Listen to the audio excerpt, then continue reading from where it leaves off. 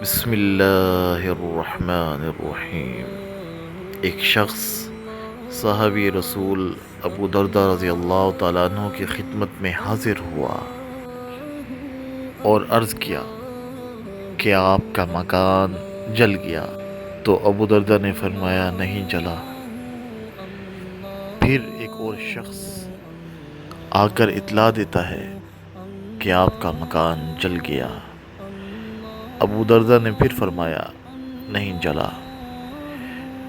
اسی اثناء میں ایک تیسرا شخص آیا اور کہا کہ ابو دردہ آپ کا مکان جل گیا۔ ابو دردہ نے جواب دیا کہ نہیں جلا۔ پھر چوتھا شخص آیا اور کہا کہ ابو دردہ آگ کے شعلے بہت بلند ہوئے، لیکن جب آپ کے گھر تک آئے تو وہ آگ بجھ گئی۔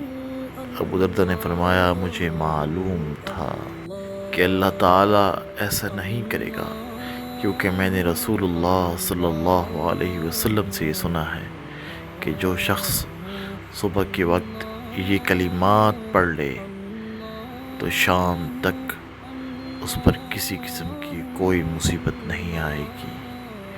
اس لیے مجھے یقین تھا کہ میرے گھر کو کوئی نقصان نہیں پہنچ سکتا اور میرے گھر کی اللہ تعالیٰ حفاظت فرمائیں گے۔ وہ کلمات یہ ہیں: اللہم انت ربی لا الہ الا انت علیک توکلت وانت رب العرش الکریم ما شاء اللہ کان وما لم یشأ لم یکن ولا حول ولا قوة الا باللہ العلی العظیم اعلم ان اللہ علی کل شیء قدیر وأن الله قد أحاط بكل شيء علما اللهم إني أعوذ بك من شر نفسي ومن شر كل دابة أنت آخذ بناصيتها إن ربي على صراط مستقيم